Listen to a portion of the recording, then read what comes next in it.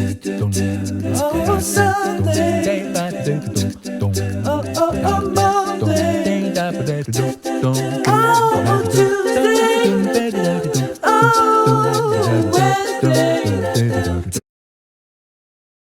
everyone, I'm Miranda from the Cherish Coaching Co. How are you? Now, I hope you guys are having a wonderful day. Again, I'm Miranda. I really love jumping up on this channel where I share people skills for coaches and educators. All right, now, people skills, I just need to qualify this. People skills are not just needed by coaches and educators. They are needed across the board by anyone who works with people. So if you are one of those people and you want to see more on people skills, then click like, click subscribe. And if you're happy with this content, and then you can access my videos every single week and hear a little bit more about what I've got to say about how you can get better at people skills. All right, so one of the things we need as a coach or educator is to know how to ask good questions. All right, how do we know how to ask good questions? This is something that we really need, because if you know how to ask good questions, then you are going to get the best out of yourself, but also the best out of the people that you are working with. All right, if you work with kids, I'm totally down for it. I am a relief teacher, but I'm also a coach. All right, I love working with people. Asking the right questions is the way for learning, the way to those aha moments if you're a teacher or a coach. Okay, it's the way to find out more about your client or student. It's the way to work out what are they thinking. All right, there's lots and lots of reasons why asking good questions is so important. All right, so we're going to go a little bit more into that today. I can't wait to do more of this with you guys. Let's get started. Okay, what do we need to do in order to ask good questions? All right, excuse me. First thing that we need to do to ask good questions is to do your research. Now, asking a good, it's possible to ask a couple of good questions of people when you don't even know them. But if you know the person, or you at least know what they're sort of going through, or know a little bit about what's going on, asking good questions comes from that basis. All right. And this sort of starts your session or starts your moment with your child, with the child, off on a really good footing. Okay, so for instance, when I'm coaching the parents that I speak to, so I'm a parenting coach over at the Cherish Mum Space, when I speak to the parents, I go, you know what, tell me everything about your child. Tell me what you want to tell me. But before that, before I even get there, if I'm friends with those people on Facebook, or if I'm friends with, you know, if they've contacted me in any way, I just try to do a little bit of background research. I don't stalk them, but I do a little bit of background research and go, you know what ages of their kids look like they are? What sort of other normal, or ones I've come up against before, issues that people in that family space come up against. Okay, so they're the sort of things that I do. If you've got, sometimes on your coaching forms, I go with Calendly.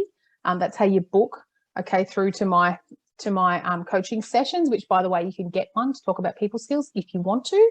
All right, just look below. But anyway, I go through Calendly, and one of the things that they offer as part of their package is to be able to put a couple of questions that the client answers as they book a session. So basically what I do is use those questions, just one, maybe two, just to sort of quantify what is even going on, like how old are your children, or you know, what sort of people skills do you want to work on? Are you an educator, a coach? You know, do you work in daycare? What's the situation? It just means that I go, I've done a little bit of research. I know a little bit about these people or their situation. And it just means I've got something to draw on to start asking those questions that get right to the point. Okay, and right to the heart of what's going on bit by bit as we move into the session. All right, and when I say session, I'm talking about those little interviews and little conversations you have with the kids in your class as well, because they're like mini coaching sessions, which is why I started this actual channel in the first place. All right, so number one is do your research. Number two, excuse me, I've had lunch not long ago, wow.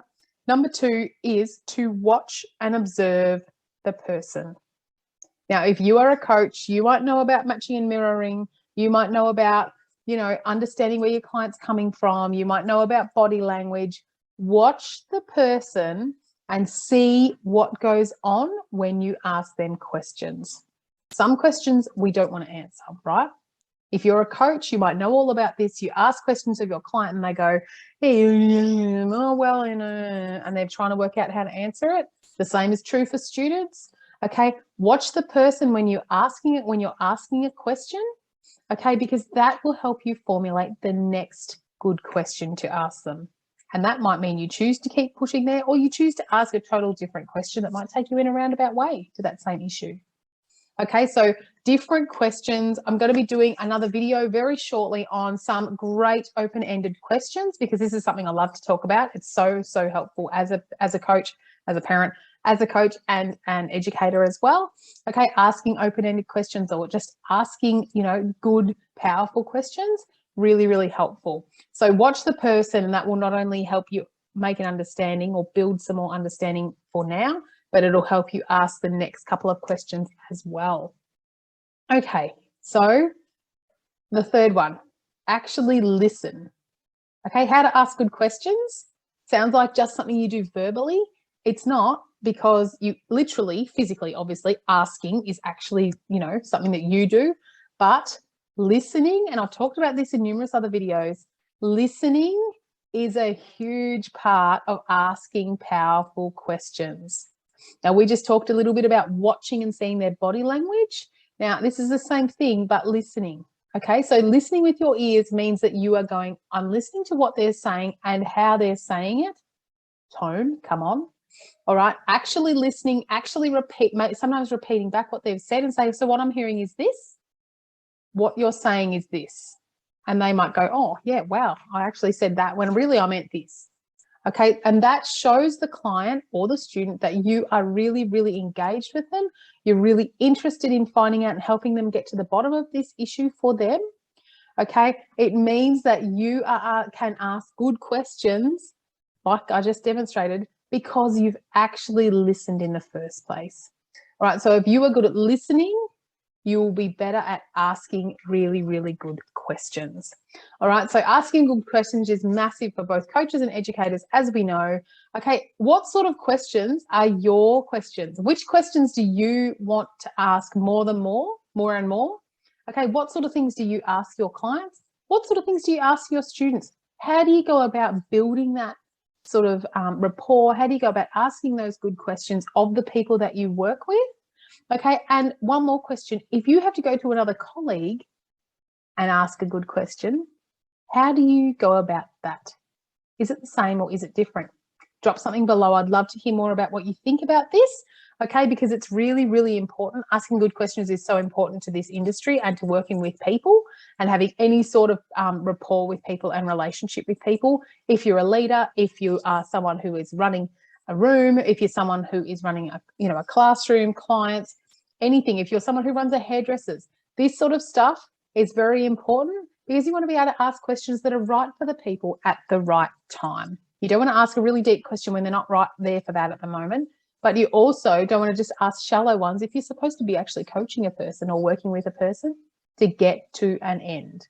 All right, so there you go. That's my how to ask good questions. Now, if you are someone who is a coach, if you would like to find out more about the coaching toolkit that my lovely friend Jessa Bellman has created, she has an abundance of toolkits, actually. There's so many of them. I'll pop it below, and you can check out the link.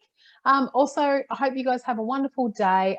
Please follow me over at the Cherish Coaching Co. I have got my own range of products, digital stuff coming out very shortly. I have an Etsy shop already with a few things, but I'm going to be having a masterclass and possibly a course, and I've got one-on-one coaching already available for those of you who feel like you want to be able to build your people skills in these areas. All right, so we can talk about practical stuff, we can do confidence coaching, that sort of thing. All right, so if you want to work on your people skills, please jump in below. There's a free free call link as well. So always in my videos, always check the description, because there's usually freebies, there's usually spaces you can join, there's usually things you can find out. So always check the description, because it's very helpful.